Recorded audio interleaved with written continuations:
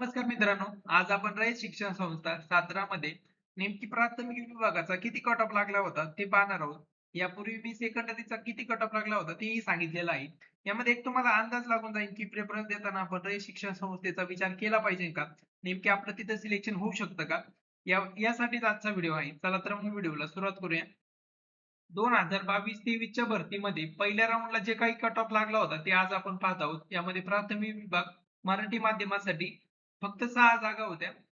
हे लक्षात राहू द्या. फक्त 6 जागा होत्या मागील भरतीमध्ये. त्यावेळेस अनलिमिटेड प्रेफरन्स होते. यावेळेस लिमिटेड आहे. त्याच्यामुळे प्रेफरन्स देताना आपण रयत शिक्षण संस्थेचा विचार केला पाहिजे का नाही, हे आजच्या व्हिडिओमध्ये तुम्हाला समजेल.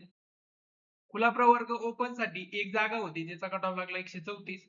विदाऊट इंटरव्ह्यू मध्ये एका जागेसाठी एकच विद्यार्थी हा पात्र होत असतो रिकमेंडेशन साठी आणि विथ इंटरव्ह्यू मध्ये एकाच 10 हे प्रमाण मागील भरतीमध्ये होते जे की आता एकाच 3 करण्यात आलेलं आहे. म्हणजे एक जागा असेल तर तिथे 3 विद्यार्थी रिकमेंडेशन साठी पाठवले जातात आणि महिला राखीवसाठी एक जागा होती ज्याचा कट ऑफ लागला 133.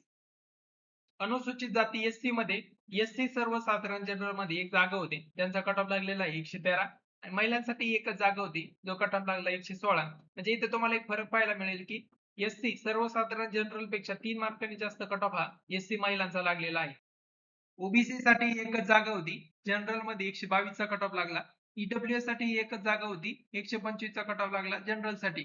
अशा टोटल 6 जागा होत्या आणि सर्वात कमी कट ऑफ हा 113 लागला एससी जनरल साठी.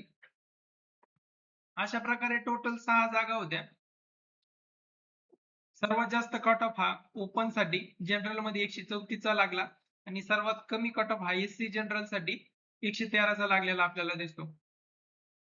अशा प्रकारे आपण 2022-23 च्या भरतीला किती कट ऑफ लागला रयत शिक्षण संस्था सातारामध्ये प्राथमिक विभागासाठी ते पाहिलं. यामध्ये सर्वात जास्त कट ऑफ हा ओपन साठी लागलेला दिसतो जनरल मध्ये आणि 113 हा सर्वात कमी एससी जनरल मध्ये. आता मागील भरतीच्या तुलनेत विथ इंटरव्ह्यू आणि विदाऊट इंटरव्ह्यू तेवढ्या सेमच जागा जरी या वर्षी आल्या तरी हा कट ऑफ एवढा राहणार आहे का? तर नाही. कारण या वर्षी मुलांना खूप जास्त मार्क आहेत. आपण कमीत कमी 10 मार्क जरी याच्यात ऍड केले, समजा ओपन मध्ये समजा 144 कट ऑफ लागेल, कमीत कमी मी 10 ऍड केले, तर यापेक्षा कमी मार्क्स वाल्यांनी इथे प्रेफरन्स देणे खरंच योग्य ठरेल का? तर नाही. आपले 100 प्रेफरन्स आपण अशा ठिकाणी दिले पाहिजे जिथे आपलं सिलेक्शन होण्याचे चान्सेस खरंच वाढतील. आता यामध्ये मागील भरतीच्या तुलनेत या भरतीमध्ये जाहिरात आल्यानंतर किती जागा वाढल्या, तिथे आपलं सिलेक्शन होऊ शकतं का नाही, यावर येत्या काळात मी व्हिडिओ बनवणार आहे. ते पाहण्यासाठी तुम्ही चॅनलला नक्की सबस्क्राईब करू शकता. हा व्हिडिओ आवडला तर नक्की व्हिडिओला लाईक करा. धन्यवाद.